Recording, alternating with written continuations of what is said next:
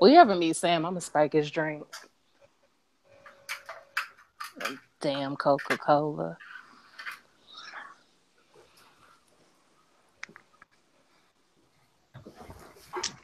All righty. So, anybody need last minute second or two? Nope, I'm Nah. ready. All right, everybody good. All right, here we go. In three, two, one. Hello, and welcome to episode 157 of the Wrasslecast. I'm your host, Don Delarente, and I'm joined, like always, by our SmackDown Matters correspondent, Miss Didi Jonay. Hey, friends.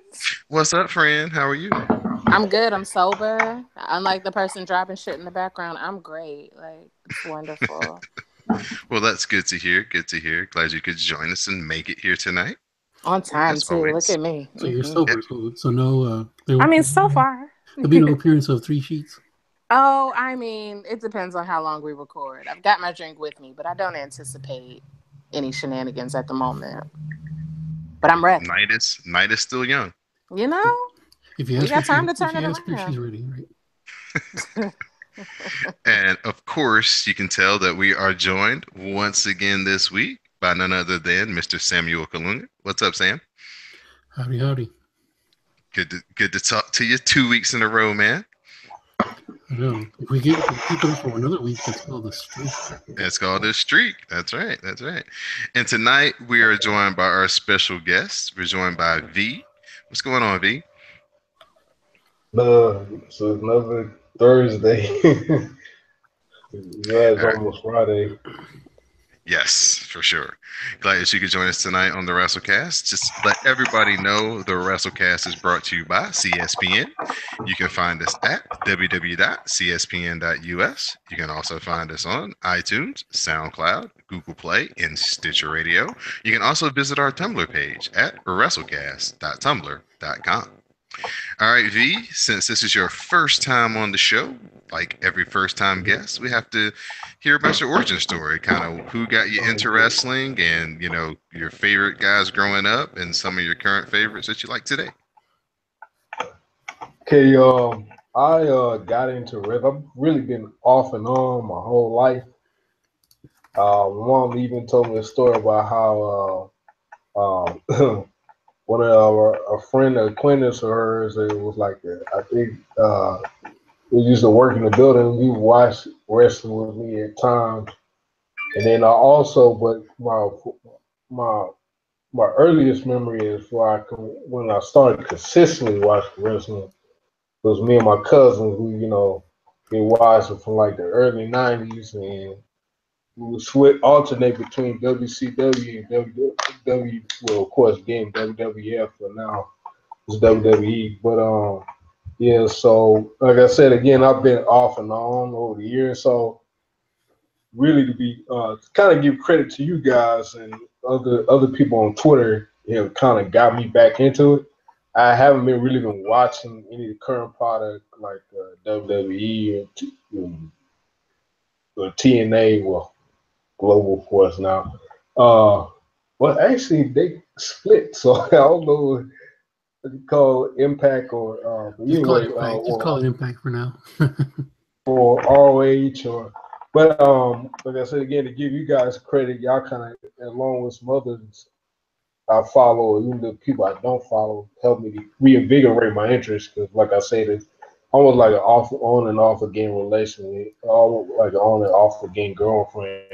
So the love is still there, but points to there'll be people or things to reinvigorate my interest like that. And I even maintain my own website about wrestling. So it kind of also forces me to keep up with what's going on.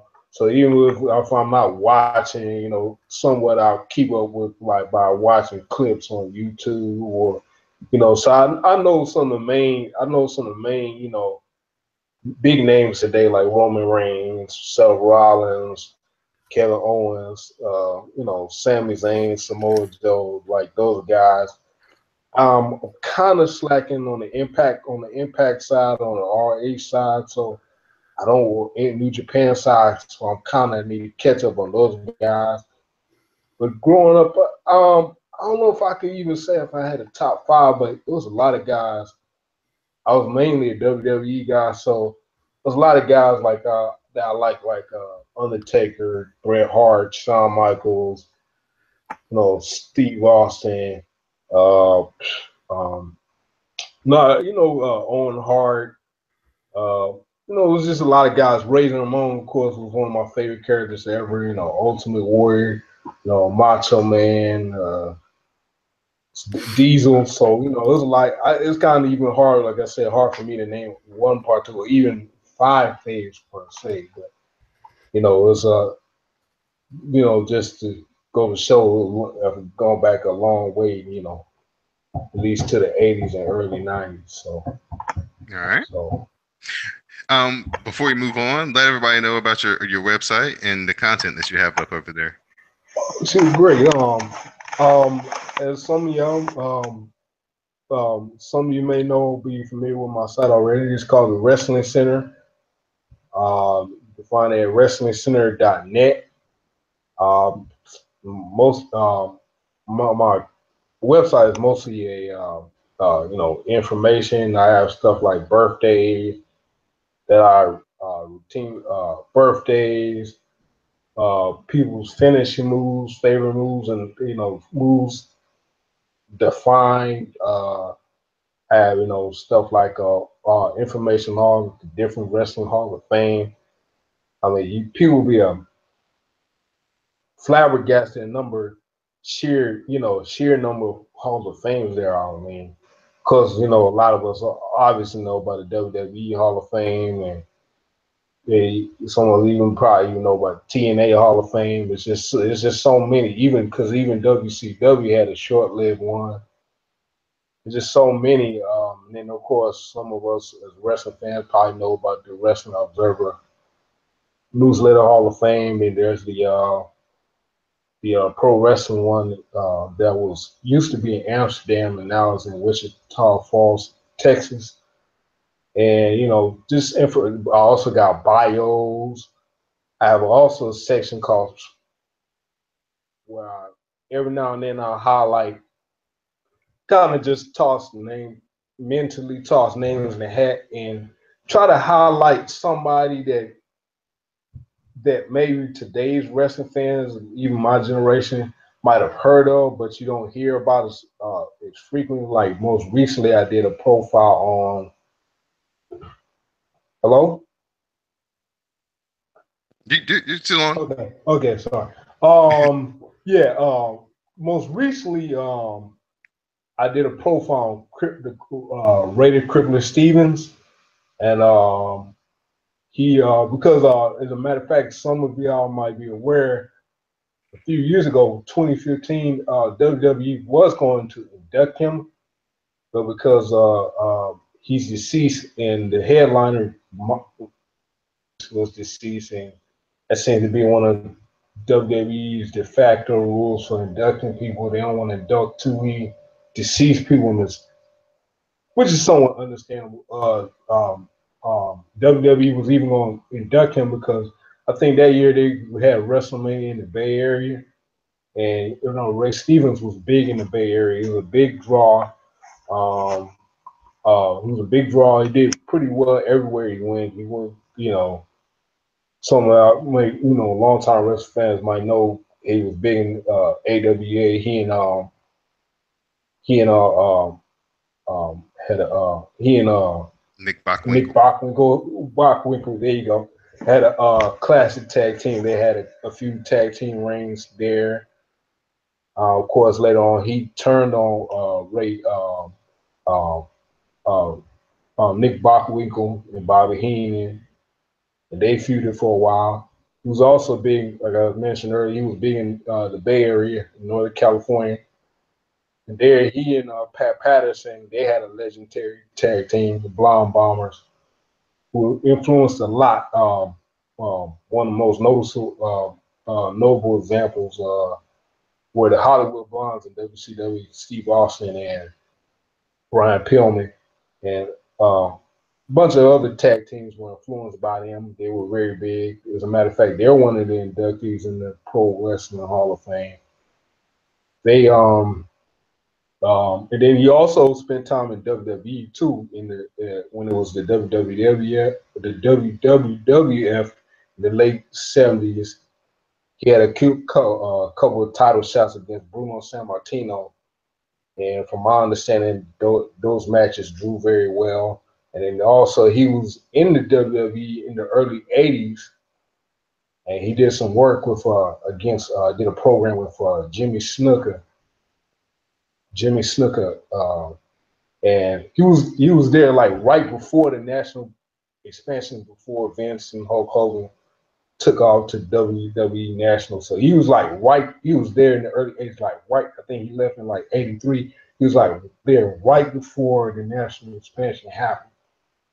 So and he did, but make a long story, he was a big draw. So he was the last profile. I'm trying to think who I want to do the profile on, but like I said, the whole purpose is to try, shine a light on people. Some names, and sometimes even the names that wrestling fans that maybe not casual fans will know, but wrestling fans will know. But even though, our generation may not might have heard the name, but may not know as much about them what we know. But it's always good, like I say, because the website is a labor of love, and I myself learned a lot because, like how I mentioned, the Hall of Fame. Like I was just astounded the number of wrestling Hall of Fame that are out there. I mean, some promotions or organizations that you didn't even know. It's like, huh? They got a Hall of Fame, like, or even if I have heard of them, I'm like, wow, like almost like because some Hall of Fame they're all about history, and some organization I'm like TNA. I'm like, y'all haven't been in game 15, and even WWE didn't start theirs until '93, and WWE was founded in the '50s. So I'm like, damn, like how all these organizations, but sure enough, they got them in. And speaking of Hall of Fame, some of y'all might already know. We've seen my tweets on the timeline. I maintain that's one of my favorite spots of the website. Yeah, my website, part of my website, is I have a Hall of Fame for my website, but and as you might, as wrestling fans, you might have gone to different sites and forums, and seen, a lot of sites have their own wrestling, their own halls of fame. What makes mine is a little bit different is WWE based, and of course, to avoid confusion, I couldn't call it WWE Hall of Fame, but it's all a fun thing because it's just a hypothetical because I wanted. The reason why we made it WWE focused is because, as we know, the actual WWE Hall of Fame, because Vince has purchased all these libraries of defunct promotions like AWA, like I mentioned, talking about racing, and AWA, WCW. Of course, we know they bought out WCW, ECW, all these, former territory, even WCCW, World Class, all these territories. Um,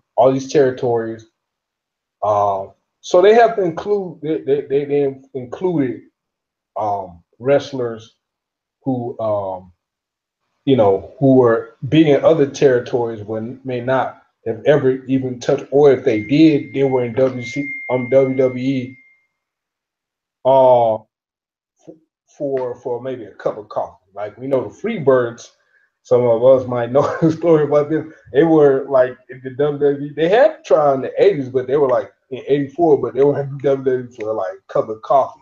But of course, they're legendary, no doubt. But so I made WWE focus, and not so much that it's a problem, but also there's a lot of people that still, and of course everybody can't get in all at the same time. But as I mentioned earlier, like even WWE didn't start their Hall of Fame until '93, and so it's a lot of, and they even have as we all wrestling fans, they even had a gap where they went dormant. They stopped in '96, I think it was, and then they came back in '04, revitalized it, and so there's a lot of people that like I said, well, about my spotlight section of my website, there's a lot of people who deserve enshrinement and their day in the sun and with WWE, even though the other promotions, WWE haven't always been like the Microsoft of professional wrestling. They got the stage that where everybody will see these people get shine. So I wanted to, put shine on, some people because even though it seemed like even if you think about it, like even like Bruno's period. Well, we know Bruno for a long time refused. He had his issues, the back and forth over years. And even Bruno, some of his peers, it seemed like before a lot of the focus on, especially the WWE guys, or people that guys that people were mostly associated with WWE, um, it seemed like there's a lot of focus on mainly like people who were big during the national expansion. And I know even myself growing up, I was kind of because just like with sports, I mean, you can only go by what you've seen. So even a lot of guys, I myself, I admit, like like I mentioned, I've been off and on over the years. There's some guy, a lot of guys. Of course, I grew up with the guys who came along during the '80s national expansion and after.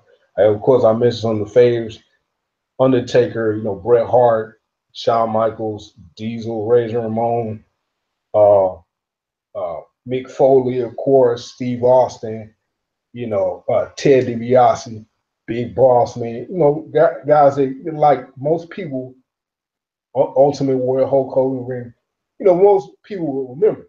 But I noticed, like, even with the Mm-hmm. actual WWE, it's almost like there's some people that, it seems like there's a lot of focus on just the national people who came to the national expansion that most of the people our age will remember. So like it seemed like it's Halls of Fame are all about history. Just seemed like it's not as much. There of course Bruno Sammartino and what you call it, superstar Billy Graham, and some of the people like Petro. Like as a matter of fact, he just celebrated a birthday last week. This past week Sunday was his birthday.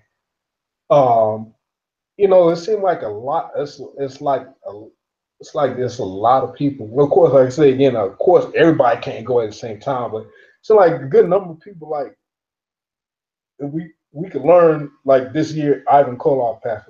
It seemed like a lot of people we could stand to learn about, and that we're not hearing about.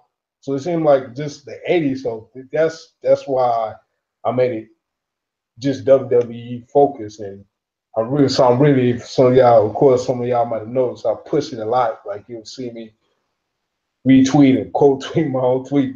So, but the whole site is a labor of love. Like I said, I'm a wrestling fan a long time.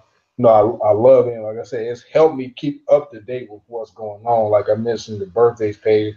That's what else, as funnily enough, helped me keep up with the roster because I'll go to IG, like a lot of, um, sports organizations will wish happy birthday either to current players or former, and WWE does that same thing on IG. They'll wish people, commentators, wrestlers, past. Today was Taka Michinoku's birthday. Now he even made a tweet about it because someone in the post response, "Oh man, where's the birthday wishes to CM Punk?" Look, why are you giving something to your brother? And I laughed. I was like, even though I like talking about, I was like, so I mean, the whole site is a labor of love. For like I said, it's even for me, it's a learning because I learn about wrestlers, wrestlers, commentators. Mm-hmm. I take deaths, all that I try to keep up with, and it helps me do that. All right. So it's just really a labor of love. All right. So y'all be sure to check the site out. Get some information on some legends and learn about the different halls of fame. So, thank you for joining us and telling us about your site, man. Thank you. So, of course, we're gonna get into our reviews as we Oh yeah, we had. got some news first. Oh, excuse me. Go ahead, Sam. Jump in there. All right, so the first thing, as you know, WWE is having their NXT weekend or whatever in San Antonio. In Houston. Houston, but like there's okay, so Okay. That's where the Okay. War Games is going to return. Yeah, but I think on that same day. Oh no, that's the day before when they're gonna have Shawn Michaels in San Antonio. Mm-hmm. He's going to be the special referee Yeah. between Okay. Drew Mhm. McIntyre and Adam Cole. So apparently, I mean, they've done this before. I mean, they did it in the past. They did it in the 80s and the 70s. ROH is actually running a show that day, and so that's when they decided to add their show with Shawn Michaels. But ROH is countered by bringing in none other than Mr. Bullet Club himself, Kenny Omega. Wow. So now Oh, it's so going to we go be which show do you want to go to? promotional battle. Nice. Wow. Unfortunately, I'm not going to either one of those shows. I am going to War Games though, the match beyond. Nice. Nice. Yeah, we're gonna probably either that Saturday afternoon or Friday night. We're gonna have a retro cast, and we're gonna watch out of the WWE collections a couple of or three War Games. I know which ones I want, but I got to make sure how long they are. And I know the first one is not all the way, so we may have to watch that one through Daily Motion. I think the Uh, first one is like without commentary, but like on YouTube, it's the one it has full commentary. Right. So yeah, we'll probably have to watch the first one off YouTube. So we definitely got to watch the first one so everybody can get a grasp of it. We'll probably watch that one. We'll probably watch the one from 1992 with the Dangerous Alliance when Stone Cold Is that Steve Austin was The in there. Sting Army? Or was it another Yeah, one?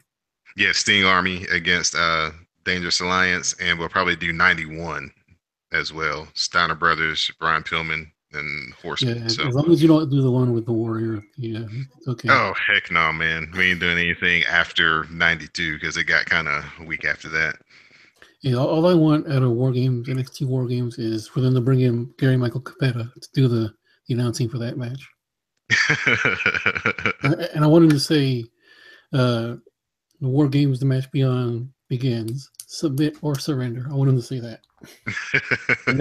No, it's funny. I think I just saw him tweet a tweet of his the other day. Gary Michael Capetta. He's still ring announcing. He does it at like Yep, indie shows. yep. Okay. Yeah. His The full time most job is dangerous ring announcer in the world. His full time job is he's a Spanish teacher somewhere. Mm-hmm. Didn't know that. But so now ROH has brought in Kenny Omega to counter Shawn Michaels. Wow. So there's Yeah, that should be a lot of fun. Jeff Jarrett got fired from Impact this week. he's had a bad week.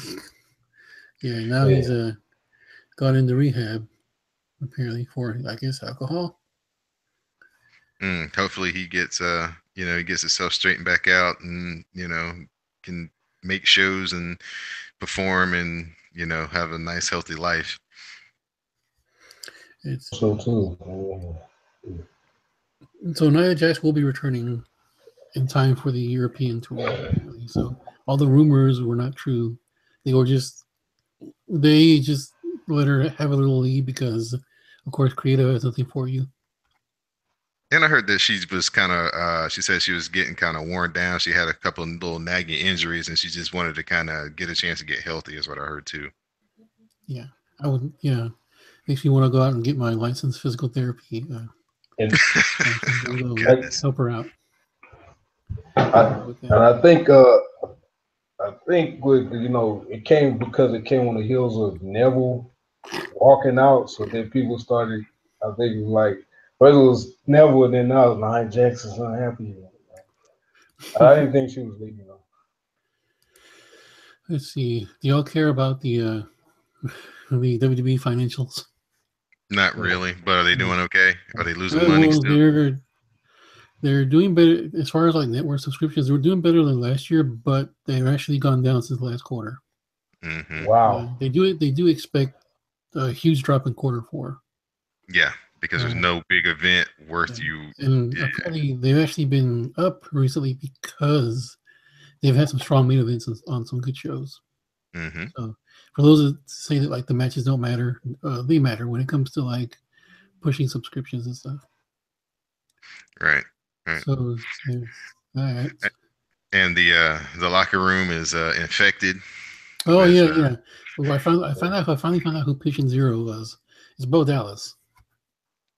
Yes, Oh, because that he was was the the first first one to one to. pop up with Yeah, stuff. I, they, With Roman Reigns. I heard it was meningitis, but Roman has the mumps. Has been confirmed. So Yeah, who knows? they want the roster to go out and get meningitis shots and mumps and also rubella. Taking it back to like when you were a kid, getting ready to Right? go to elementary school. Go and get a rubella inoculation. Let's see here. So WB is looking to shop some new reality shows. The ones thrown out there was a Ms. Maurice spinoff of Total Divas. No thanks. Also, a return of the Divas Search. No, thank you. You're not here for either one of those, huh? Tina? No, I'm not. Mm-mm. Why would you need a diva search when you got NXT full of real wrestling girls? Exactly. Because Because they you found don't women love like yourselves. because they Don't love in the yourselves. past they found women like Nikki Bella and Baba and all these other girls. Hoopst. That's my favorite word now.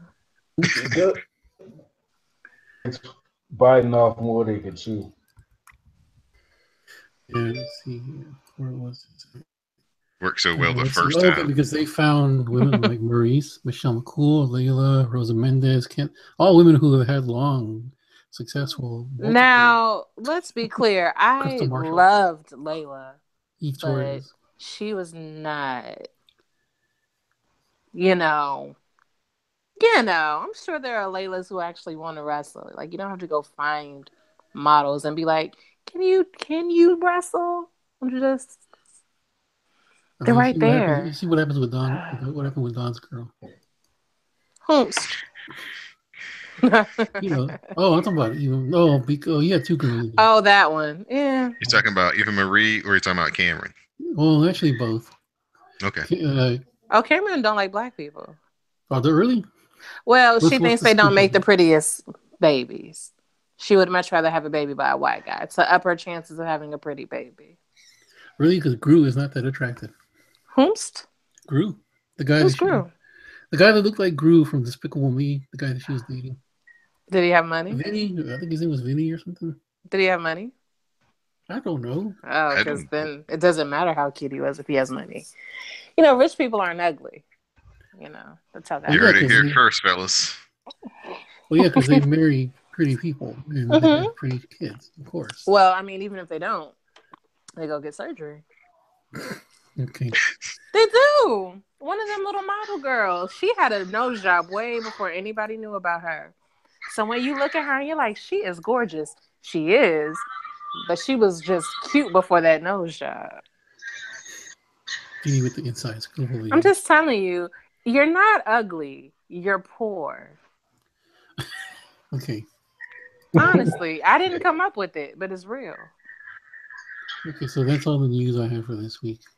All Oh, and right. Horsewomen for Horse versus Horsewomen is actually set for WrestleMania. Who? Which ones? Horsewomen versus Horsewomen. Which horsewomen? The The MMAs. The MMA ones Asian ones or against the MMA's ones? the MMA ones against the WWE NXT Boo. girls. I don't want to see that bullshit. I hope they're on the pre-show. It was actually supposed to be at Survivor Series, but they wanted to give your girl Ronda more time to. I hope they're on the pre-show. That way I can be like, You oh, can say didn't no see to it. you can Hell say no to the yeah. pre-show. I'm going to say no anyway. I'm going to go to the other room. I'm not watching that bullshit. I'm here to watch wrestling. If I want to see you, I'll go watch MMA. Got here. Okay, All You right. don't even go here. Stop. all right, no. So that's all I have right now. All right. Thank you, sir. Speaking of say no to pre-shows, we had TLC this past weekend. Of course, hashtag no scrubs cast. Thank you for everybody who participated in the live tweet. We greatly appreciate it. The kickoff show, hashtag say no to pre-shows, consisted of Alicia Fox versus the Boss Babe, Sasha Banks. That was when you say That's, yes to. say what now? You say yes to that one. Oh, yeah, I did. No. Still a I certainly pre-show. did. Uh-uh. That was like Uh, creep-castic match. Creep yes, match. we call it a Baywatch. Okay. So we had Sasha, she fights off Alicia Fox, and of course, she gets the win with the bank statement. So Sasha's streak of beating Alicia Fox continues. Um, Unfortunately, I can't even ask Didi any questions about the weave because she didn't see it. So we'll just have to move on. Have Shouldn't to have wait been on the till. pre-show. Will you weave Oh her in? well. So I see what you did there. we move into the main show, and we start off with Emma versus Asuka. Um, Asuka catches Emma with the spinning heel kick. Then Asuka gets Emma to tap out to the Asuka lock. This match was booked like 60-40, and it should have been like 95-5. They Especially because really. Emma hadn't really been on TV much. I Hmm. mean, and The she build just up. like it was basically like if like Bret Hart went like had a 60-minute Iron Man match with Barry Horowitz. Yeah, it was a match that didn't make Asuka seem special. It just made her seem like just another person on the roster. It didn't make her seem like a killer Like or it'd make a, her come out strong. Like if you don't watch right, NXT and you've never seen this girl before, you'd be like, "Oh, what's so special about her?" She just went, she had just had a long match with the girl I never really see on TV. right, or a girl who gets jobbed out on TV every week. So yeah, just they did not book her strong on first glimpse. So hopefully that begins to change So it's like Kurt Angle's down first the match line. was against young Sean Stasiak. Now Hmm. they booked it for Kurt Angle to just he mopped the floor with this kid. They didn't go toe to toe for whatever. It wasn't like a big. It wasn't like a big. Back and forth Yeah, type of like a match, back and forth even type of match. match. It was like Kurt Angle put him away quick. Yeah. Yeah, that's what I was thinking that this was going to be like. Asuka was going to hit her with like all her big moves. Maybe Emma might get like a slap in or something by accident, and then that makes Asuka just go into super rage mode, and then she kicked her in the face and then put her in the Asuka lock, and we got about a 3.5 minute match. That would have been a much And better route to go. all the But people online on Twitter who apparently are very good friends with Asuka and know her personally. Apparently, I guess. Talking about, well, she doesn't like squash matches. You don't know her. You don't know. so we had Dee Dee's Bay / Boo Elias come out to sing his song because here at the Wrestlecast we walk with Elias. No, we But he don't. gets Hey, chill so out, you're Sour out Patch. you're outnumbered here, sir. No, thank you. Elias comes out to sing his song, but he gets shut down when Jason Jordan comes up and he's throwing food and disapproval, just He good stole the groceries. flames out of him. Which was actually very funny. Yes, They yes. want me to believe that he went out in his tights to the grocery store across the street. The grocery store, they have craft services in the back. I was about to say he stole that from catering, son. Yeah. Yo, did they steal a shopping cart from catering too? That's probably how they move the stuff. You would be surprised where random carts end up. He went back and got Exactly. some more. Listen, all you need is one crackhead to steal it, and then they keep it. You don't give away wheeled things. You need things with wheels. Listen, if I put a cart outside my hallway, it's gonna get stolen. We like Oh wheeled yeah, things. yeah. It won't be there in the morning if you think, Not oh, at I'm just all. leave You this break it here. down to sell Not the at aluminum. all. You get $3. Listen, my brother's neighbor got a damn shopping cart under her deck. And the closest grocery store is 2 miles away. So it's like, really? You Well, I don't you think this know? is the case here. I don't think he took it off a crackhead. He took it from craft services because the crackhead left it there, is what I'm trying to tell you. So we move on to our cruiserweight tag team match: the Brian Kendrick and Jack Mm. Gallagher This was too short. versus I wanted All Cedric to my Alexander days. and Rich Swann. this All my should like days. you got like 5 minutes or something. Yeah, something like that. On the Cedric man with the Alexander plane. hits the lumbar check on Brian Kendrick, and Cedric Alexander and Rich Homie Swan, please say the homie, get the win. Yes. Yeah, it was a really exciting, fast-paced cruiserweight match. I guess they were trying to build the crowd up, get some oohs and ahs. Rich Swann and Cedric Alexander, they're a pretty good duo, man. I'd like to see them actually kind of step out of 205 a little bit as a tag team and wrestle some main roster guys. That would be kind of cool. Spoiler But alert, it's not happening. yeah, I was about to say that's a pipe dream. So next we get Mickey James versus the Goddess Cakes champ Alexa Bliss for the Raw Women's title. They spent more time trying to get Biscuit Butt over than actually, focusing on the actual match. Well, I thought that last night, the last The Go Home show promo was really good, where Mickey James led the promo. I thought that was pretty good. I thought she got people to, get into it. No, Alexa pulls they spent the whole time trying to get them to chant Biscuit Butt, but it didn't happen. because nobody knows what it means. They don't know if it's derogatory or if it's complimentary. So Alexa pulls Mickey by the arm into the turnbuckle. Alexa, follows up with what, DD? The DDT, and gets the win to retain the women's title. Besides DD, Whatever. what is a Biscuit Butt? What is a biscuit booty? Yeah. A deflated Caucasian ass. So Maria, Ow. okay. That's what it is. Maria Kanellis, okay. Alexa Bliss. She's pregnant. She's gonna have a really nice butt pretty soon. Alexa Bliss making the DDT great again. Nah. So we get Nah. we get the cruiserweight title match between everybody's new favorite heel, Enzo Amore, Oh, hell no. Kalisto. Enzo subscribing to the Austin Aries mode of operation gives Kalisto a thumb to the eye. And then he gives him the eat defeat or the Giordanozo, as he calls it. He made him. He almost killed the man. He dropped him on his head. and he regains the cruiserweight title. It's like the simplest move you can do. I can do that move, but he, for some reason, can't pull that move off. Well, I mean, nobody has ever said that Enzo was a technical wizard inside the ring, that he's smooth and you're going to get a, Matt Classic with Enzo in the ring. You get what you get. It looks rough. It looks... You better hope his voice comes back, because that's pretty much all he has right now. But it's funny. It looks pretty much like a fight whenever Enzo's in the ring, because it doesn't look so smooth.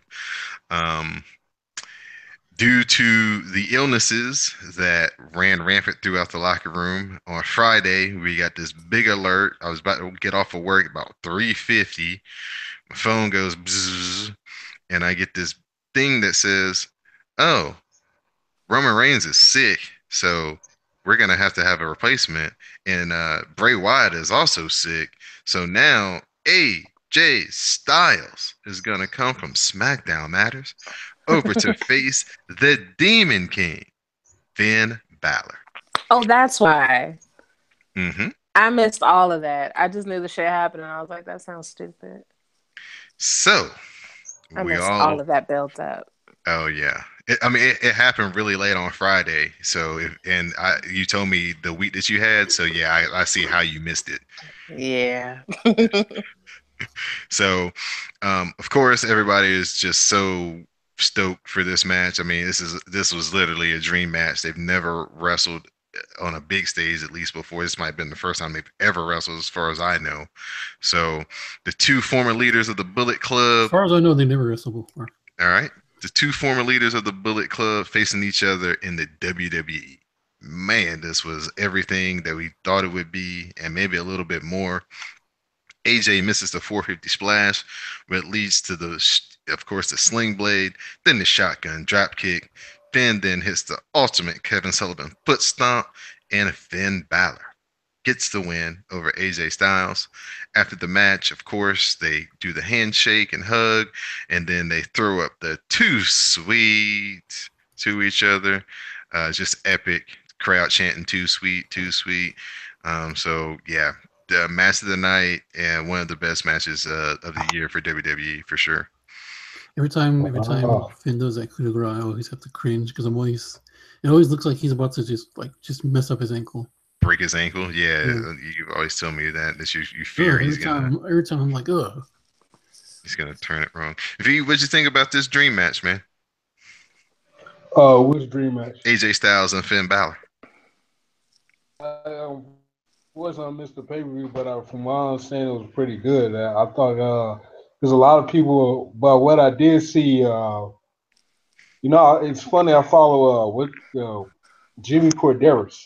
And Mm-hmm. it seemed like it was. And I also followed Dave Meltzer. It seemed like a good number of people were that they were WWE was doing this dream match too soon. But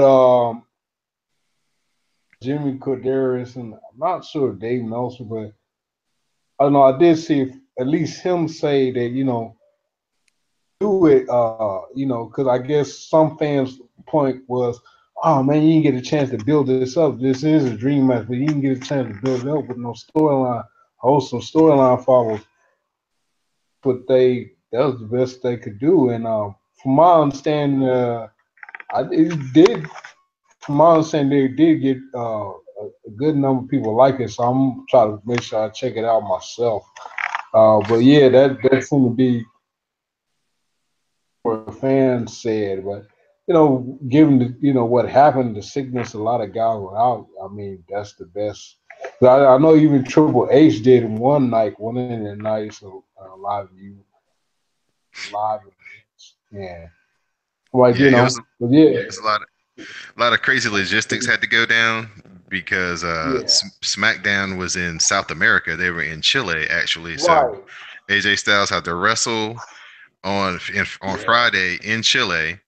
Then caught the flight on Saturday to come back as like a 16, right, 18 hour flight, and then Triple H took his place in Chile. That's how they kind of worked it out. So right, um, the thing right. about it is Vince, basically his motto is if I do have to, card is subject to Mm, change, then I'm going to try to give the fans something bigger than they were yeah, expecting. So this definitely exactly. turned out on that. And plus, it's a dream match. That is the Yeah, it's a story. dream match. That is the Can't story. complain. Yeah, exactly. Because like you alluded to, Vince will do whatever to entertain the fans.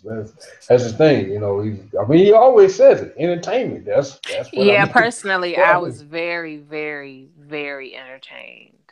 Yes, I Yeah, was. it was great. It was a And the great right match. one That's the key. won, even though I'm Don't get it normally wrong. team blue, the right person did win that match. So, Okay. Yeah, I was about to jump in yeah, and be I like, know. how did you feel about I Yeah, you know know. I know, the but we didn't have yeah. prep. He was in a whole other continent if you want to be specific about it. Like, Right, it wasn't fair. It the would be face that rents different the right, place? maybe. Maybe it would be different right. if, you know. But yeah. And Um, always remember, AJ Styles is the face that rents the place that That's TV right. show Nate built. Damn and right. Damn and right. and and, and besides, I mean, knowing WWE, especially the booking over the last few years, how they like to make fans kind of forget, but you didn't forget stuff. I mean, I wouldn't put it past WWE to Vince to put that, make that a few anyway. They can make up some kind of way to I mean a match again, even put a few behind it, enter promotion a few. I mean, I'm sure they can make it happen. I mean, they did it for Hogan and Andre. I mean, Andre and Hogan actually faced off before that in the WWE in the '70s, and he's never been body slammed. No, plenty of people, Harley Race, plenty of people had body slammed before that. So if they could do that, then I'm sure they can somehow make it work again. Oh I yeah, mean, because I mean, it's gonna happen again on a bigger stage mm, eventually, but yeah, let it be about 6 or 8 months before it happens. Don't try to shoehorn it into like WrestleMania or something. right, right. So next up, after another chance of trying to get his song out, and Jason Jordan comes back out again with the fruit and vegetables, we get the match between Elias and Jason Jordan. It's a horrible match.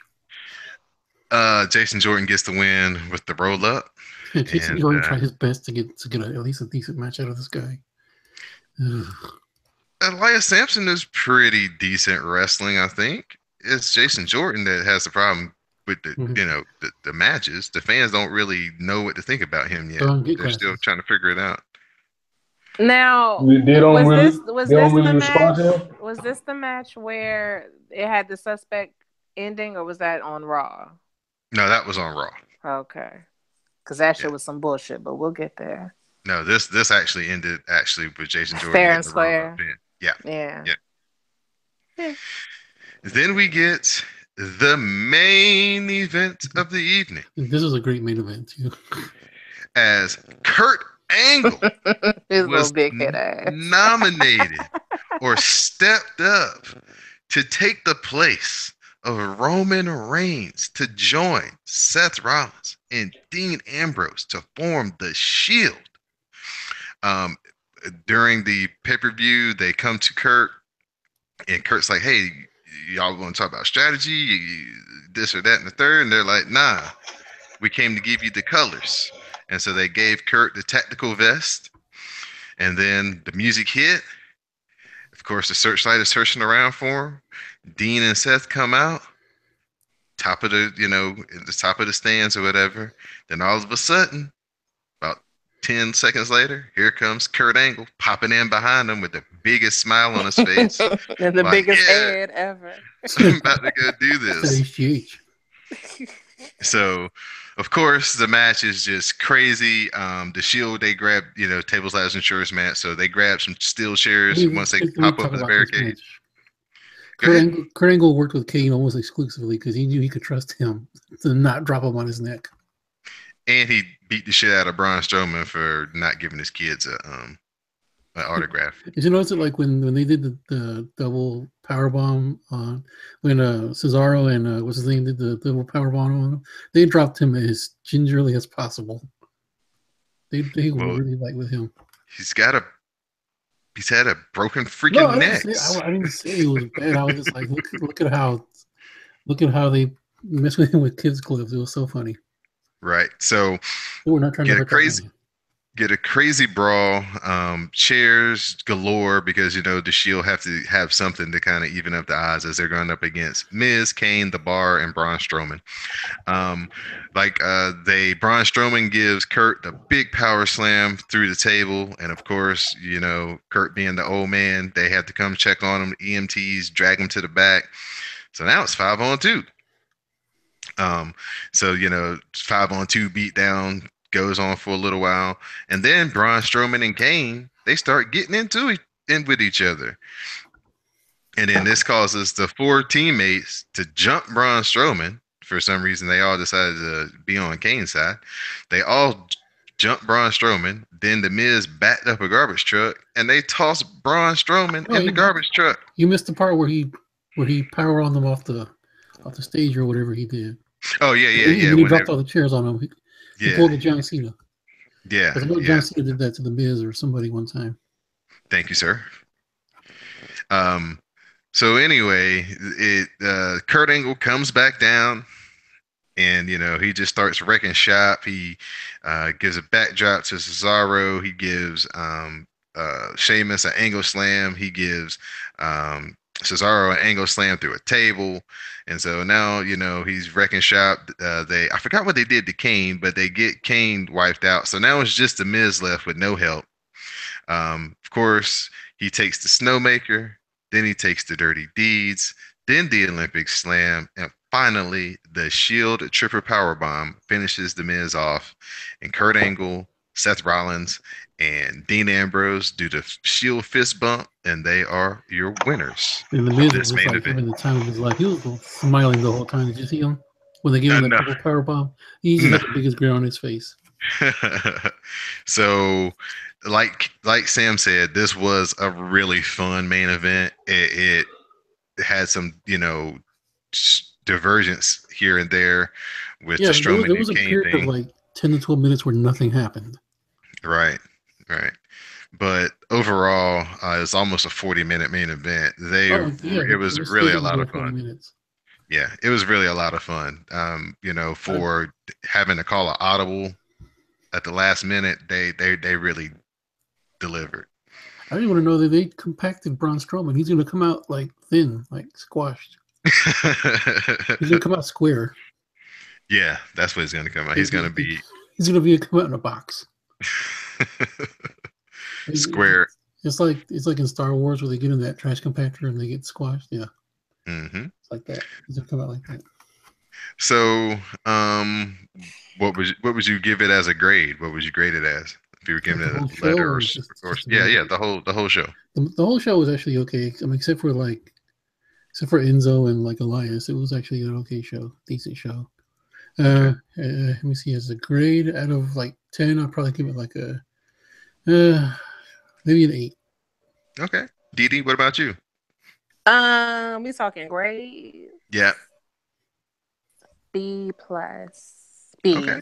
Not B B. plus. B. Regular Yeah, B. yeah. I thought it was a B level show as well as far as the Mm-hmm. grade. Yeah, Mm-hmm. and AJ and Finn, tore it down and stole the show. Yes. So Yes, they So did did. Enzo and Bless Kalisto. them. They tore the house down. say what, Sam? So did Enzo and Kalisto. Tore the house down. So now we're gonna move into Monday Night Raw. Start out the big, of course, opening promo. Kurt Angle comes out to thunderous ovations. You suck. He's just soaking it all in. Then he starts to tell us about the Survivor Series, how it's going to be Raw versus SmackDown, and it's going to be champion versus champion. So we're going to have Alexa Bliss versus Natalia. We're going to have The Miz versus Baron Corbin. We're going to have the Usos versus Rollins and Ambrose. And finally, we're going to have Jinder Mahal versus Brock Lesnar. He also says that there will be 2 traditional Survivor Series 5-on-5 elimination matches, a men's match and a women's match. Of I think the course, object here is to see how far they can throw the Singh brothers. How high? Randy Orton, he threw him up pretty high. So now Brock is gonna like shoot him into the rafters. yeah, I said last week, I hope their insurance is paid up because they gonna really take a whooping. But anyway, the Miz comes out. He says Kurt should resign as GM. The Miz and the Bar, they come out, they circle the ring like they're gonna, jump on Kurt. Of course, the Shield comes out. They come down to back up Kurt. So the Miz and the Bar, they kind of back away.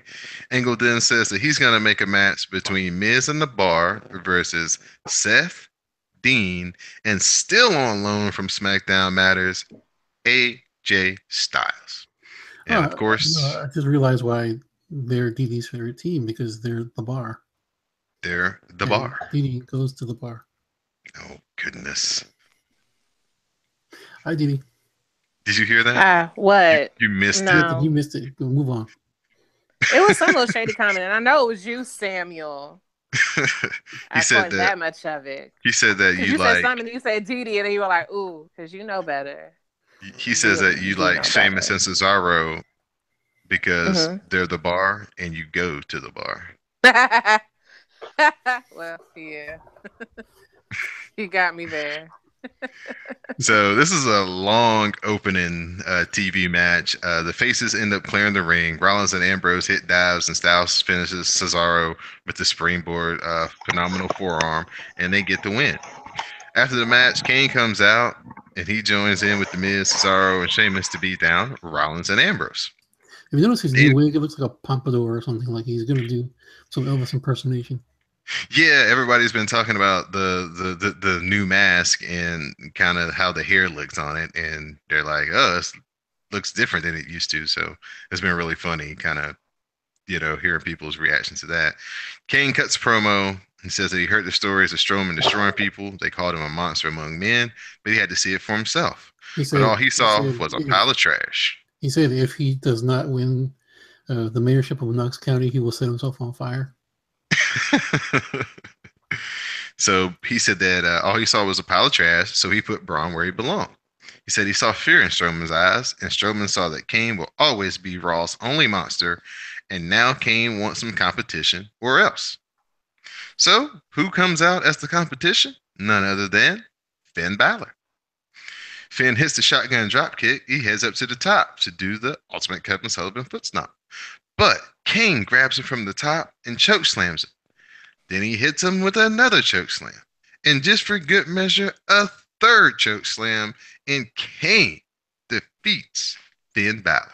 Gross. Boo. This was the Disgusting. dumbest booking I've ever seen.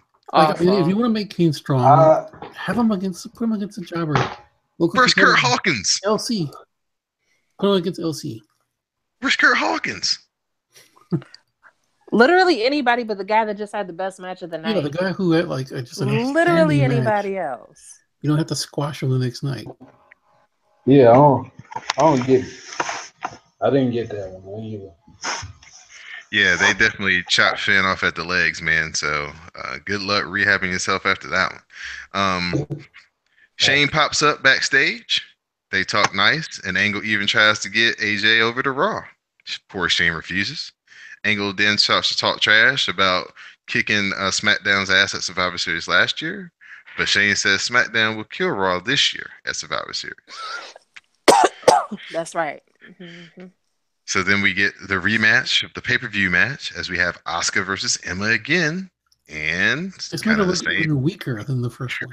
Right, same formula as they kind of have a back and forth match. Emma slams Asuka to the corner, rolls her up, but Asuka escapes, locks in the Asuka lock, and Emma taps out. So congratulations, she's now officially just another girl on the roster. Yes, which is so sad because she is so special in NXT.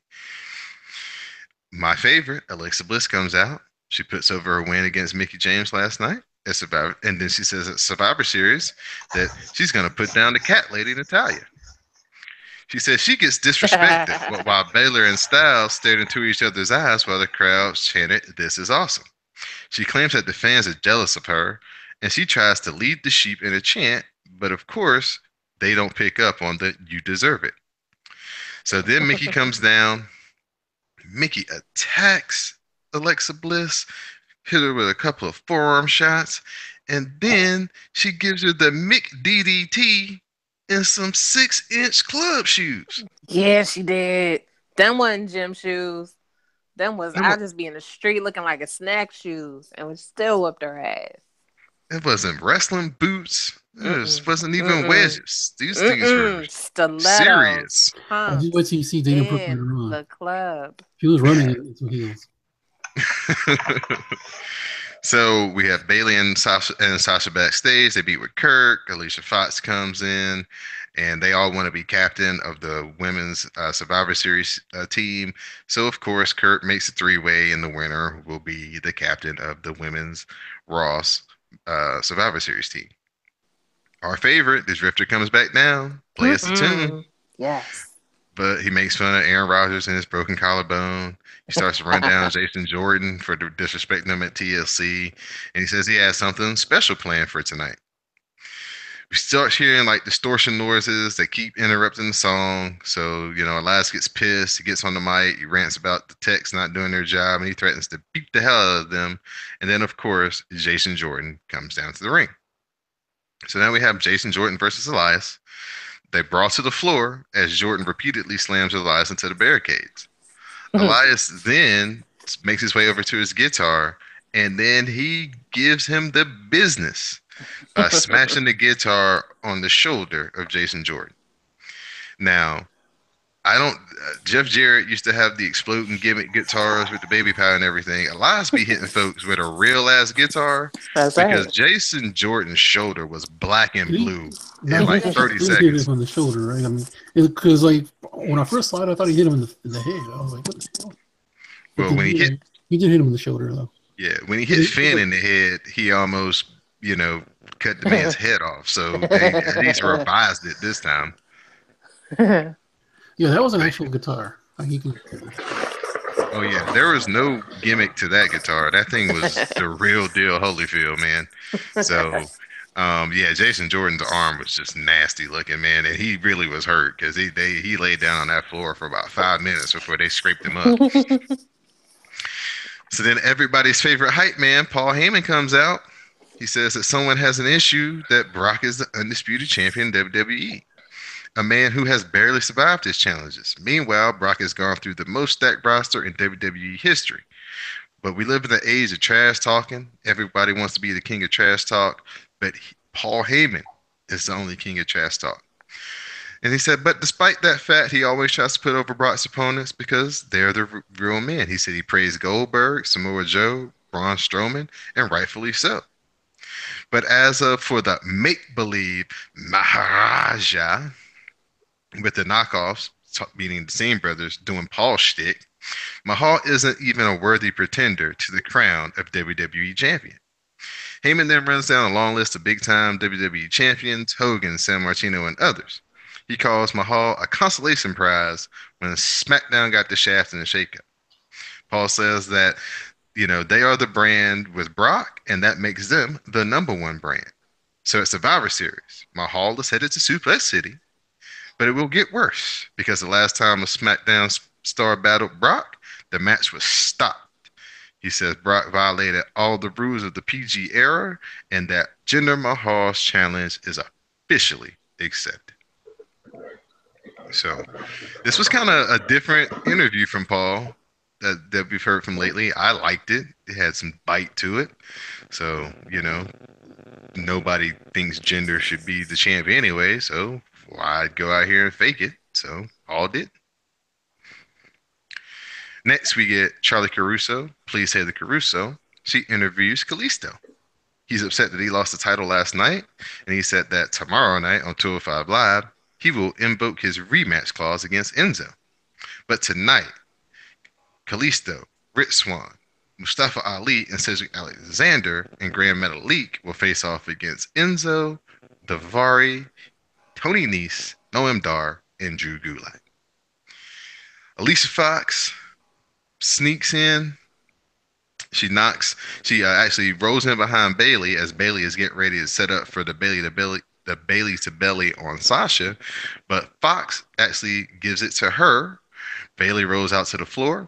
Then Sasha Banks gets in the bank statement. Wait, you didn't say this was a match. You said it was. He started. I thought it was a backstage segment. Okay. Oh no, triple threat match. Alicia Fox, Sasha Banks, and Bayley. Sasha Banks locks in the bank statement, but Alicia Fox escaped. She then slams Sasha into Bayley and rolls Sasha up, and Alicia Fox is going to be the captain of the Raw Women's Survivor Series team. I really thought it was clever that she was mimicking Bayley. I thought that was funny. Yes. Bayley. Okay, so now DD Fashion Cast, Weave Cast, thoughts, concerns. Sure. I mean, I'm not concerned with the weave. It's not good, but it never has been good for Alicia. It's fine. Okay. I mean, it's not fine, but listen, it has come to my attention that Sasha and Naomi are friends Nene. or friendly enough to joke about hair, which means that Sasha's hair is suspicious because Sasha just doesn't want to follow directions. And then that means that she should be close enough to Alicia as the elder stateswoman of black wrestlers at the WWE at the moment to tell her, your edges are looking a little suspicious, my doll. Maybe we ought to rethink what we're doing. And, what's her name seems a little histrionic. Alicia does. Like she doesn't really follow directions. Like she doesn't want to take advice. And so her hair gonna be what her hair gonna be. Long story, not so long. I think that's what it is. I think they tell her, and she's just like, whatever, I'll do what I want. Yeah, it's just gonna be what it's gonna be, and there's nothing anybody can do. We all listen. If y'all know that it's not right, she knows that it's not right.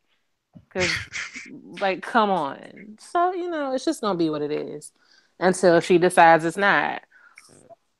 The team of Arya Daivari, Enzo, Tony Nese, Noam Dar, and Drew Gulak are standing in the ring.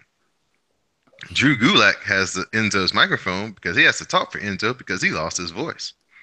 He has Enzo script, and Gulak reads it out in the most uncool, every syllable pronounced type of white man voice possible. I loved it. I loved all of it. They made jokes about the Packers and Aaron Rodgers, and at the very end, they each took a letter and spelling out soft. And Enzo's was the roughest because he got T, because that's all he could really muster because his voice was really shot. So then we get the match: Kalisto, Rich Swann, Mustafa Ali, Cedric Alexander, and Grand Metalik versus Enzo, Arya Daivari, Tony Nese, Noam Dar, and Drew Gulak. Enzo slams Kalisto to the corner, then hits the DDG, but Ali and Alexander make the save. We get big time dives to the outside, and Kalisto hits the Salida del Sol to pin Enzo. It was Uh, lit. yeah, I think it picked up once they did those big dives as everybody kind of got into the match. Then Grand Metalik is the shit, man. He is so good. You could really do a lot more with him, but they don't. Then we get Kurt Angle. He's coming back out to talk Survivor Series. He hypes up Survivor Series, and then all of a sudden, Shane arrives to interrupt him. But Shane is in the crowd, and behind him, he has the entire, well, Most. Yeah. most of the SmackDown Matters He's got the roster. SmackDown B team. Come on. No. I don't know. all He had he a was couple of missing A-listers in there. was- Okay, so wait, the whole roster is a B team. Sorry. No, don't do that. That's disrespectful. That's All he was disrespectful. missing was the Usos and Naomi. And He had Charlotte. Charlotte. Oh, wait, he didn't have Charlotte? No, All Charlotte those was. white people look alike. I'm sorry. So Did anyway, you see the picture? I'm getting ahead of myself, but did you see the picture of where Little Miss Cat Lady's arms were? Or to confront the women? no. Nope. They were all up on Zack Ryder's no parts. Oh, TJ I'm Wilson. gonna show TJ you needs to have a talk with her then. Yeah, I was about to say they. because she was squeezing. It wasn't like she had it, and I was like, "What's this about?" I'll It was show like you. that. Go It was like that ahead. time they had that. It's like that time they had that big brawl and JBL just smacked. What's the name of the eye? It's like that, but with Natalia and Zack Ryder's parts. Oh goodness. So of course they make the long walk through the crowd. They all hop over the barrier. They surround the ring. Kurt Angle shocked or shook. Shook. Take your pick. Shane gets in the ring and he says that Raw is under siege. So of course Kurt Angle ain't no dummy. He jumps the hell out of the ring. He starts almost sprinting to the back. Damn right. Protect Shane your then neck. orders, right, literally. Shane then orders the SmackDown roster to head to the back and go get him. So the first two people they run into in the back are Titus and Apollo Crews, and they get their asses whooped. Rusev gives Titus the big boot into the garage door. They beat down Apollo Crews.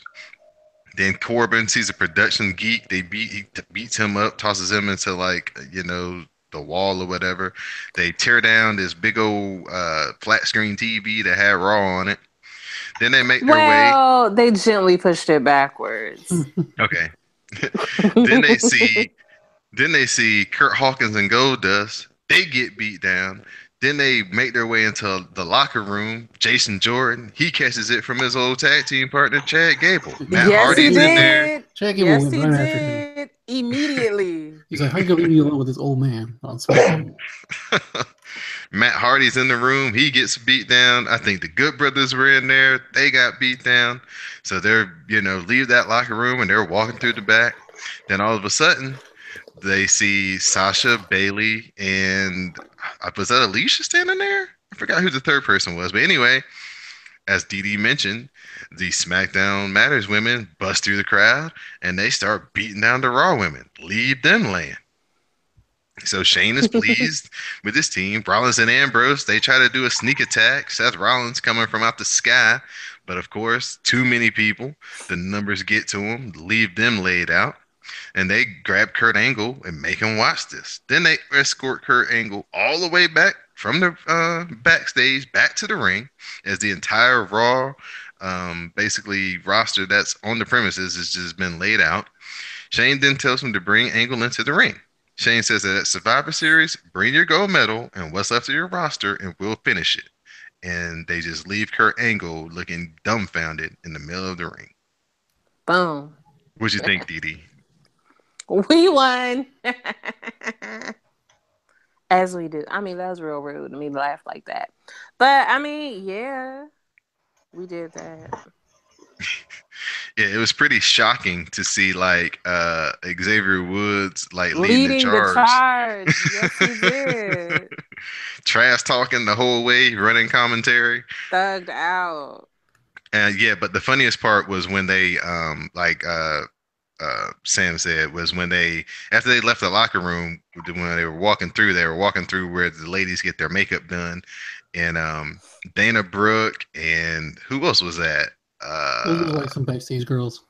yeah, and some of the makeup artists were back there. And man, when Dana Brooke saw that mob of folks, she wasn't trying to put up no fight. She took the hell off and was gone.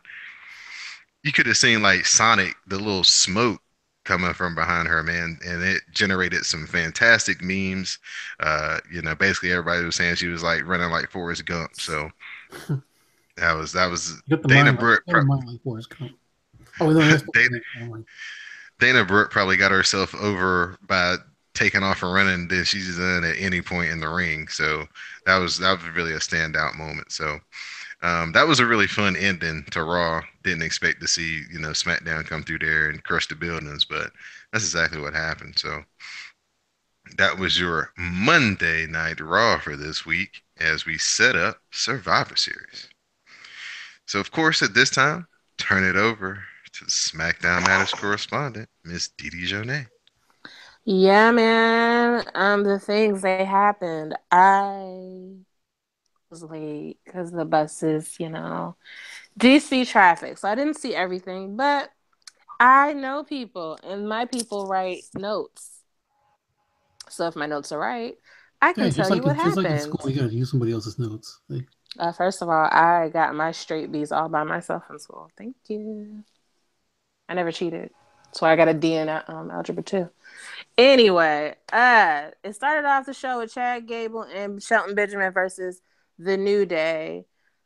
Usos on commentary. They mentioned the Survivor Series because that's coming up next. Blah, blah, blah. Yada, yada, yada. Uh, Chad shoved Xavier and Shelton nailed him with a kick to the back behind the referee's back. And then Gable covered him for the win. That's all that happened. In the back, Charlotte, Naomi, Becky, Lana, Tamina are all around Daniel Bryan's office. Carmella's there. Daniel comes up and he says they're all going to be on the Survivor Series team. And they're like, yay. And Lana's like, well, wait, but there are 6 of us. And he was like, oh, girl, I ain't mean you. So then later on tonight, the women are going to compete in a match to determine the team captain. Next, Don's favorite segment, Fashion Files. Episode title, Fashion Dogs. Breezango are arguing over which one of them is Mr. Pink from the movie Reservoir Dogs. Ellsworth is tied up to a chair. The Ascension show up with gasoline. Carmella shows up with her briefcase. Fandango takes the briefcase and pulls out Ellsworth's dirty drawers. Breezango celebrate because they solved the case, but the Ascension point out that they didn't solve anything. And then they said it must be the Bludgeon Brothers that are behind the attacks. And next week, it will be stranger things. And then backstage, well, how did we feel about it, Don? Was it funny? Did we like it? Oh yeah, I liked it, especially about the what he said. You're hot pink, and I'm whatever he said he was. I Yeah, saw it, but I don't remember the details. yeah. So that was good. I liked it a lot. Plus, the board was really good.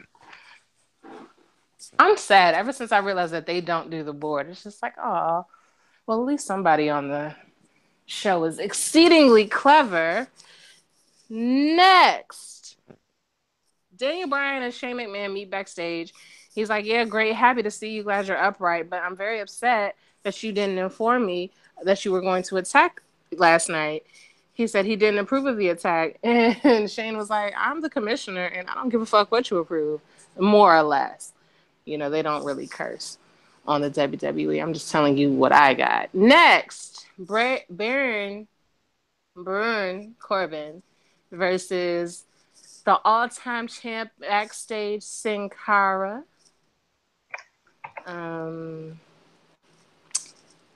Baron Corbin beat the shit out of Sin Cara because we were not backstage. He got And DQ'd for Sam's favorite reason, beating too much ass. beating too much ass. Yep. And so after the match, Baron gives Sin Cara the end of days on the floor. The Singh brothers come out, do their intro for Jinder Mahal. This by mocking Paul Heyman's introduction for Brock Lesnar. That was some good Um, trolling. That was some real good trolling.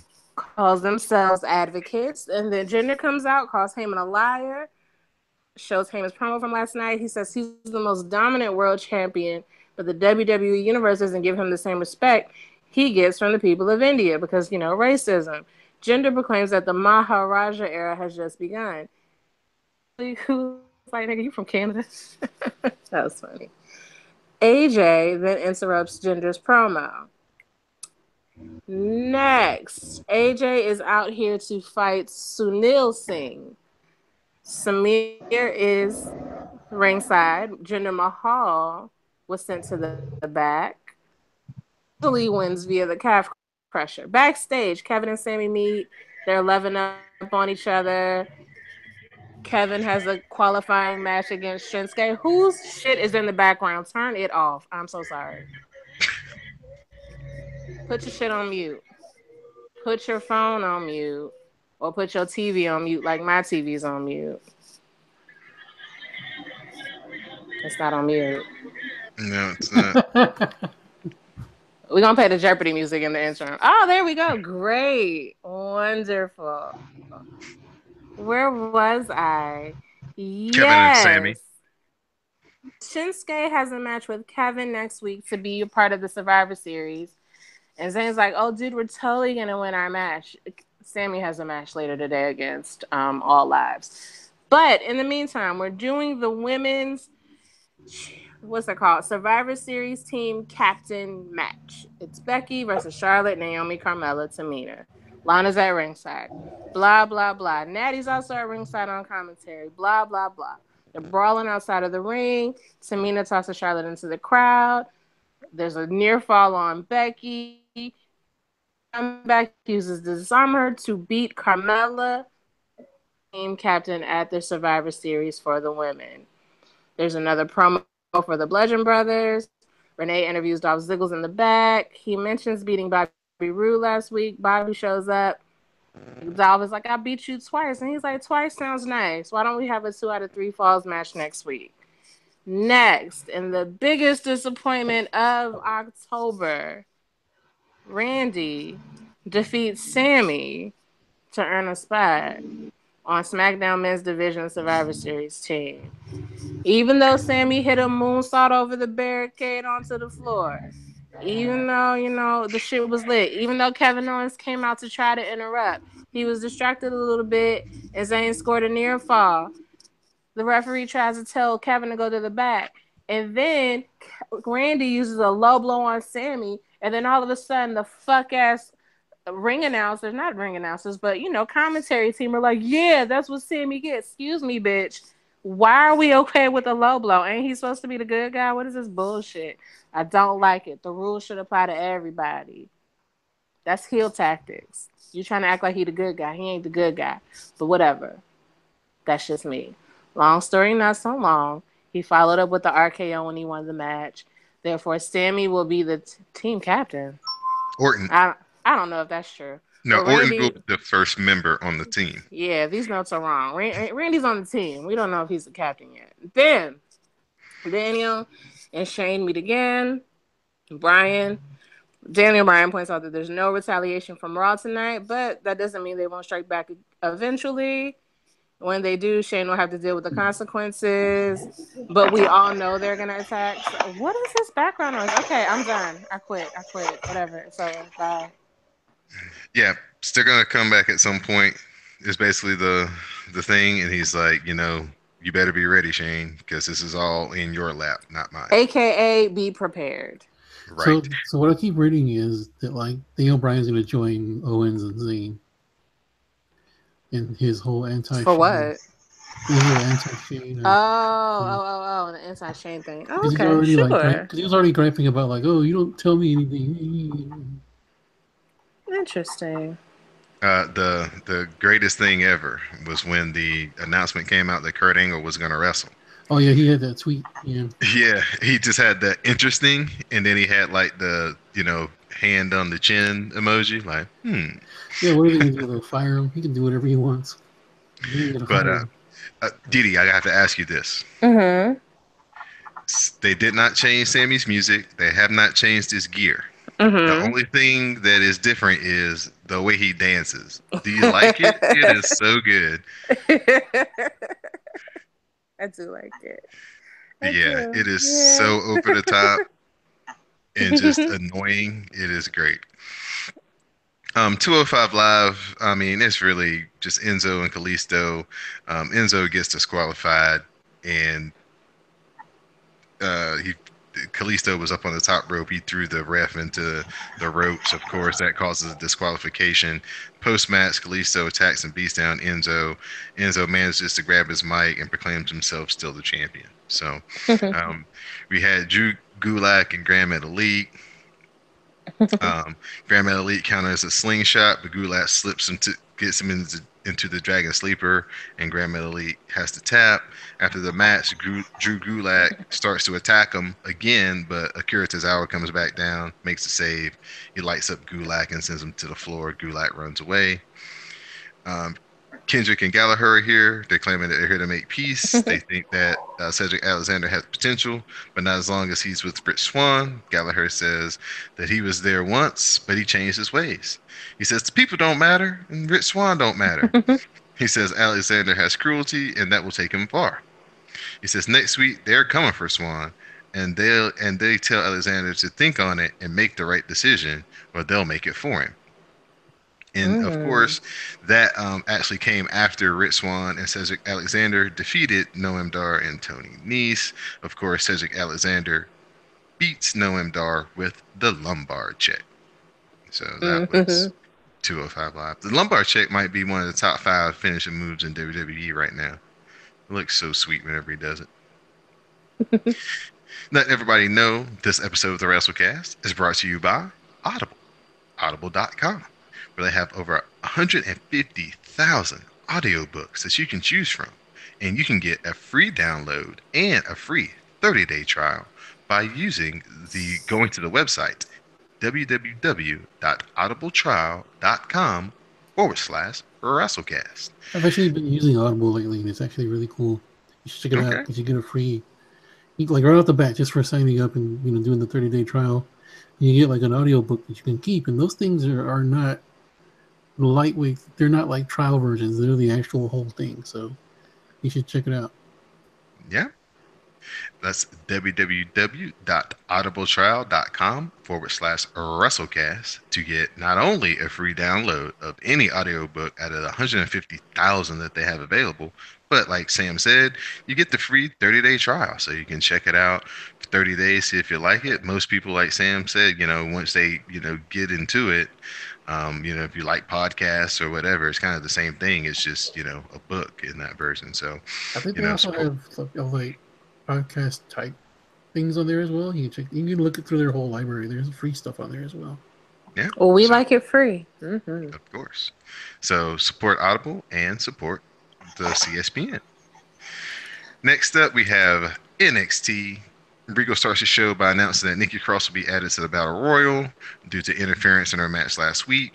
Regal then says that Sanity and Authors of Pain will face off next week in a tag team title rematch, and Regal bans the member of Sanity who isn't competing in the match from ringside. Get the brand new tag team. Orny Lorcan and Danny Burch go up against Dee Dee's faves, Riddick Moss and Tito Sabatelli. Sabatelli gets Lorcan in the Gory Special. Then Moss hits the ropes and bulldogs Lorcan, and they get the upset win. This was actually a pretty good match. It had my jaw dropped though because I just knew Oni Lorcan and Danny Burch are going to win because they've been kind of forming this team over like the last month. They wrestled each other like basically 2 out of 3 times, and then they got beat up by Laura Sullivan, and then they kind of banded together. So I figured that they would, get the win here. But nope, Riddick Moss and Tito Sabatelli, they were victorious. Then Mm-mm-mm. one of the highlights of the night, we had the women's battle royal to determine the final member of the fatal 4-way that will be going down at Takeover Houston. So we had Rhea Ripley, Candice LeRae, Tiari Conti, Lacey Evans, Sarah Logan, Dakota Kai, Bianca Belair, Sage Beckett, Zeta, Mercedes Martinez, Abby Lath, Vanessa Bourne, Santana Garrett, Aaliyah, Rihanna Gonzalez, and Nikki Cross as our participants.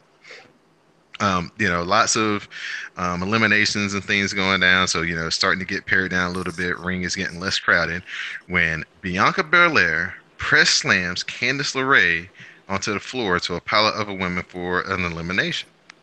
Belair Mhm. then starts to work over Billie Kay and tries to toss her out. But as she is on the other side of the ring on the apron, holding on for dear life, Billie Kay grabs on to Bianca's braid and basically holds on to it like a rope and saves herself from getting eliminated. Well, once Billie Kay got back into the ring, Bianca Belair beat the shit out of her with the hair and literally left whelps on her. They showed on WWE.com and on their Twitter site. I mean, she had these huge whelps from where she got her ass beat, literally, by Bianca Belair's hair. Nikki Cross and Billie Kay brawl to the floor, and Bianca looks to eliminate Martinez. But Mercedes Martinez battles back, and they work. She works over Bianca in the corner. Martinez almost eliminates Bianca, but Bianca saves herself and pulls Martinez to the apron, and they trade strikes. Then Nikki Cross comes from the opposite side, charges them both, and eliminates them as she knocks them off the apron. Then Billie Kay tries to sneak up behind Nikki and eliminate her, but Nikki manages to go underneath the bottom rope. She sneaks back in behind her, tosses out Billie Kay, and Nikki Cross will be the fourth participant in the Fatal Four Way. So Regal comes down, he arrives with the title. Nikki Cross and Peyton Royce, they argue with each other.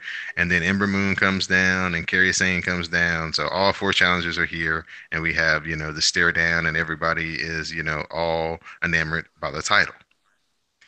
Drew McIntyre is being interviewed when Selena Vega arrives and says that she and Andrade Almas did not get the contract for a title shot. Drew tells her that Almas needs to man up and personally come to him and ask for the title shot. So we have Aleister Black. He's coming out for his match. And in the freakiest thing ever, the Velveteen Dream just pops up behind him from out of nowhere. He slams Aleister Black into the steps. The Velveteen Dream then ties him up into the ropes, and he wants Aleister Black to say his name. Of course, Aleister Black refuses. So then the Velveteen Dream proceeds to slap the dog shit out of him like 3 times. And on the third time, though, he was after he smacked him, he's like gonna hit the ropes and charge him. And all of a sudden, Aleister Black gets his boot up. He knocks the Velveteen Dream down. Aleister Black escapes the ropes. He goes for the Black Mass, but of course, the Velveteen Dream is too smart for that.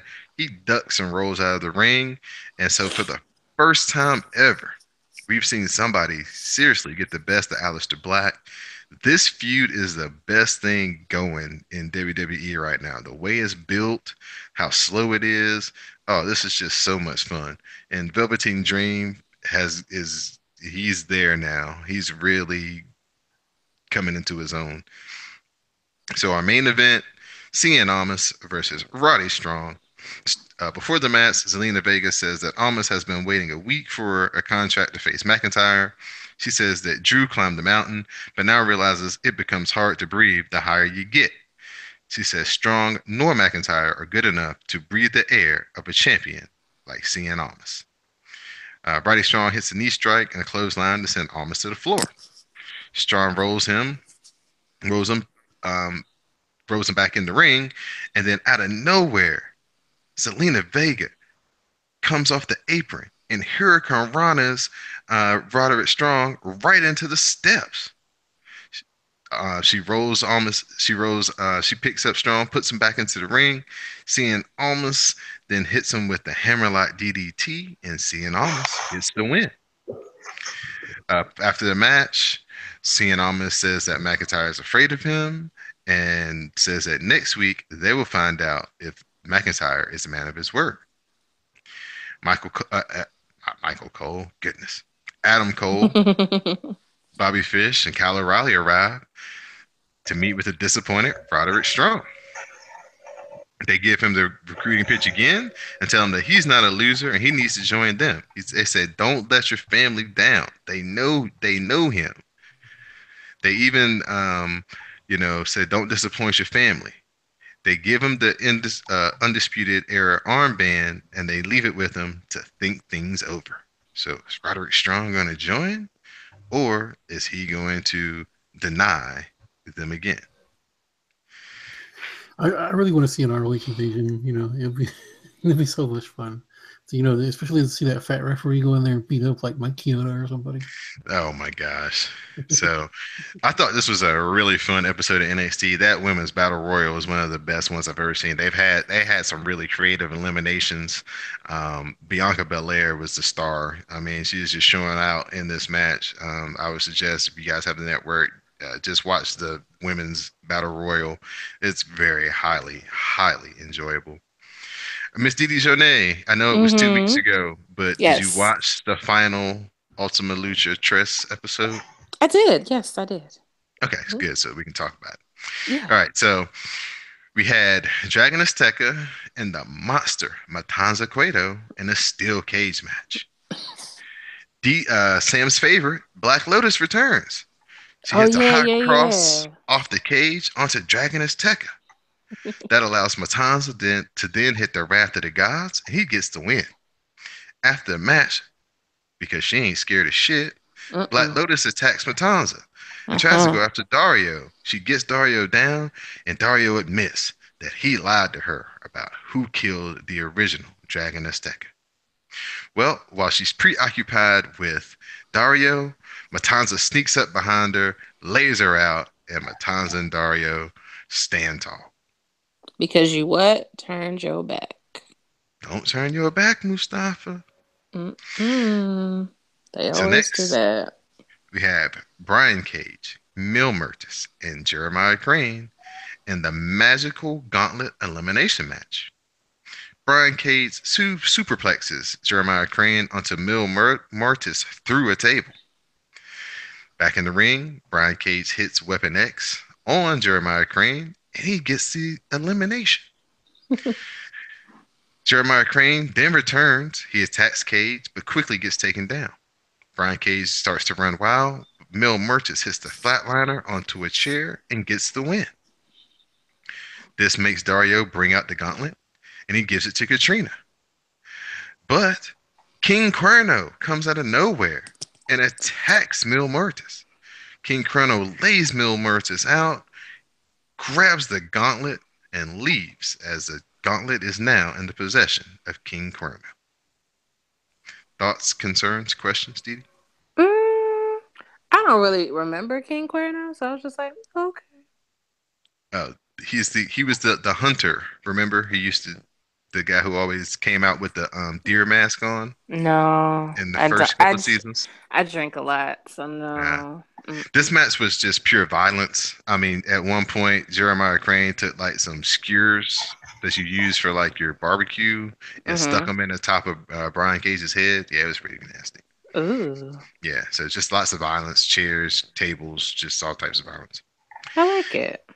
Then we had our main event of the evening, the champion, Johnny Mundo, versus the challenger, Prince Puma, in a Lucha Underground career versus title match. Johnny Mundo hits the end of the world 2 times, but Prince Puma kicks out. Puma finally counters, fires away with kicks and knee strikes. Then he hits the shotgun drop kick. Puma heads up top and hits the 630 splash, and he wins the title. Dario comes out and announces that Puma will now face the Gift of the Gods winner, Pentagon Dark. He says that Pentagon came to him last week and asked to cash in tonight. And while Dario likes to promote the match, rules are like bones and are meant to be broken. And Dario says that as an added stipulation, both of their careers are on the line tonight. So we have Prince Puma versus Pentagon Dark. Pentagon breaks the arm of Puma right from the start. Prince Puma just tapes it up and still goes back at it. Mhm. Puma heads up top. Vampiro's down there cheering him on. And Vampiro pulls Pentagon Jr. out of the way of the 630. Pentagon Dark then hits the running package power driver. And Pentagon Dark is your new Lucha Underground champion. Shout out to Jupiter Julep. That is her fave. Vampiro and Pentagon celebrate as Puma leaves the temple. Pentagon then cuts a post-match promo, noting that as champion, that this is his temple. So of course, at the end of every season, we get the montage of all the characters and kind of what they're doing or where they're headed to next. So we see Prince Puma leaving and removing his mask as he exits the temple. King Cuerno has the gauntlet in his hunter's trophy room. Sexy Star is doing a press conference, and little girl brings her a box and says she hasn't forgot about you. And when Sexy Star opens the box, it's a spider in there, of course. So she freaks out. We have the Rabbit Tribe still trying to worship Sam's favorite, Masquerita Sagrada. Phoenix and Melissa, they leave in his car as Katrina is walking in the background, and Jeremiah Crane is being a creep, watching her. Vampiro meets with his master, who says Vampiro has done well in getting rid of Prince Puma. Montanza is back in his cage, and we see that Rey Mysterio is still alive. Dario is with the black police officer, and he says he promises to get the gauntlet back. But he's told by the officer not to worry about it because the officer pulls out a pistol and shoots Dario Cueto in his office. He says new management will take care of it and all of Dario's mistakes. Dario is grabbing for his phone, clutching to life. He tries to dial and then passes out. And that is how. That's how Lucha Underground ends. That's it. No more. That. It may be. No, more than likely it's not coming back. Hey, chill out, Sour. I heard Think positively. I heard that they may have to come back at a reduced production budget. Yeah, but like no Dario, no Prince Puma. I don't know. It was that interesting. Yeah. Because who could fill that man's shoes? Nobody. Who Dario what? Cueto? Nah, you're right. But see, if he comes back, he doesn't die. He just, was injured. And then we have a big, thing where he makes his way back and he comes to take his shit back over. If they decide to change it later, but like as far as we know, as far as I've read and heard, he's dead. Okay. I mean, it could always be like soap operas and be like, oh yeah, he managed to crawl to the safety or whatever. Yeah, so this was a very shocking ending to this season of Lucha Underground. I thought that still, even after like all these matches, the match between Killshot and AR Fox was still the best. Absolutely.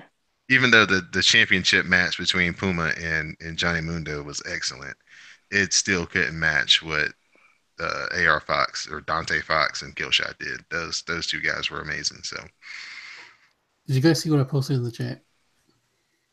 No, sir. I saw it was an Instagram link to whom.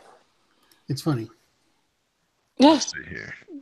Okay. The word is whom, straight Edie. Yes. Oh my goodness. I'll be back. Hold on. Oh, that's pretty funny.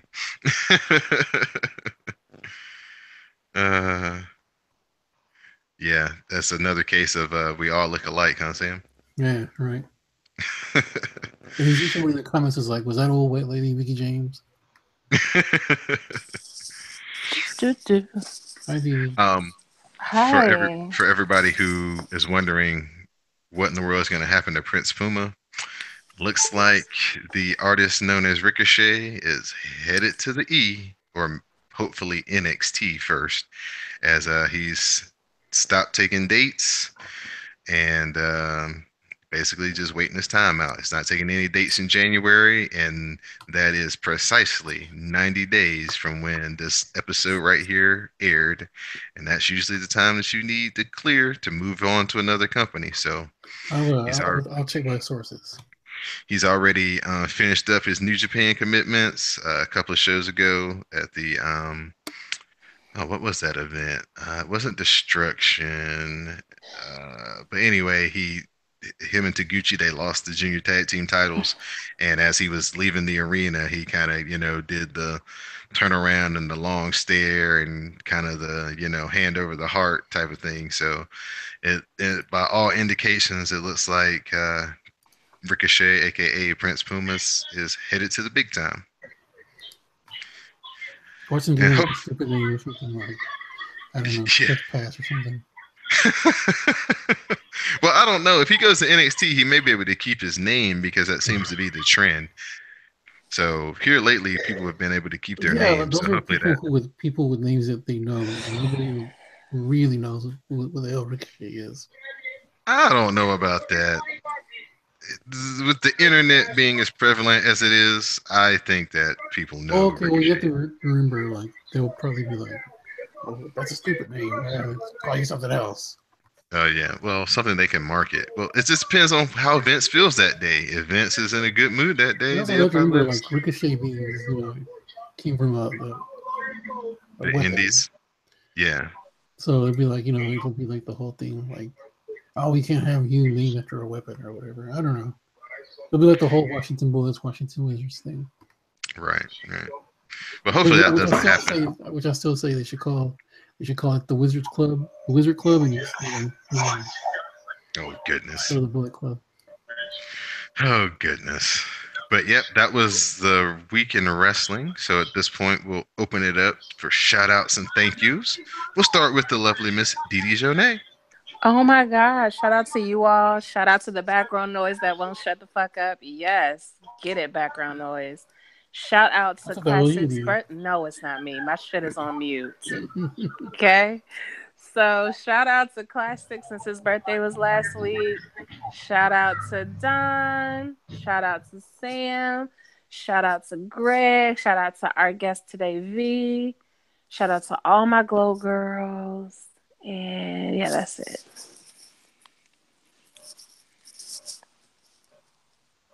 All right. Did you give Mel her shout Okay. out?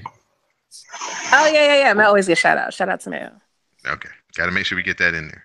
Yeah, she always gets shout outs. All right. All right, V. Shout outs and thank yous.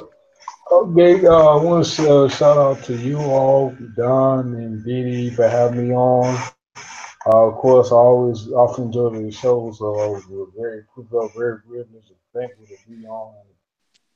Make another podcast appearance for a while now. My first podcast, first appearance on the podcast was one of your CSPN brothers, the Chronic College show. A little while back. I don't know if you guys heard that, but shout out to you all for having me on. And followers, especially those who I interact with often, and those who already submitted nominations on this second round from the Hall of Fame on my site. And I mentioned, of course, hopefully more of you will drop by the site and make your nominations. Been a long time that way. So shout out to everybody. All right. Mr. Samuel Kalunga. Of course, shout out to the Wrasslecast crew.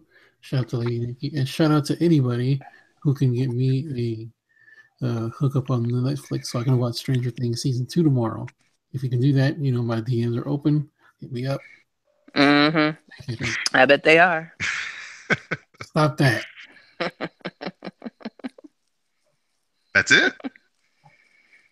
That's all. All right. Oh yeah, shout I out like to to our give guests as well. okay. I like to give a shout out to our guest V for joining us tonight. I like to give a shout out I'm sorry. to Miss Didi guys. Jonay and her soberness, making it all the way through tonight. I'm sober. I only giggled like a madman because I finally opened up Sam's picture. I'm sorry. Yeah, it's hilarious. Yeah, people usually laugh when they see my picture. Yeah.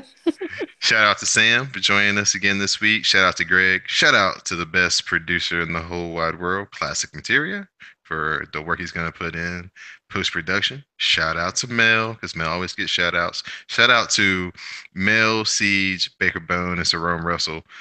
They're doing big things over there on their new new network and their new site. So be sure to please continue to support them.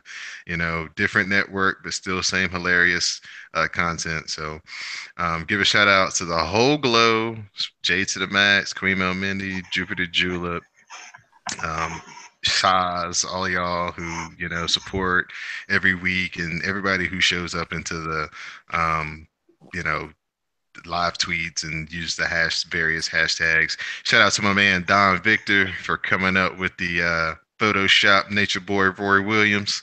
I appreciate that last night. That gave me a good chuckle. So I think that's really about it this week for my shout outs. Shout outs to the guys over at Go Get Over. I'm going to meet up with them Wednesday coming up, day after Halloween, and we're going to get to see an advanced screening of the Ric Flair 30 for 30. So I'm super excited to kind of get a preview of that, see it first, and then the next Wednesday after that, November the 7th, 10 o'clock, hashtag WooCast, as we will be watching the Ric Flair 30 for 30 as a That's family. WOO, not WE, right? Like we're not gonna Yeah, talk about. we're going We're to not gonna have sit around and three listen to O's, Chambers. WOOO cast. Yeah. So we're not gonna sit around and listen to 36 Chambers as a family. No. Not Oh, WU. damn. No. Ah. So yeah, so that'll be our next special kind of live tweet. Will be the Ric Flair 30 for 30. Just from some of the clips I've seen, this thing looks amazing. So I cannot wait for this. So shout out again to the guys over at Go Get Over podcast. So for our guest V, for our SmackDown Matters correspondent, Miss Didi Jonay, for Samuel Kalunga, I'm Don Delarente. This has been the Wrasslecast episode 157. Please stay tuned for the parting promo.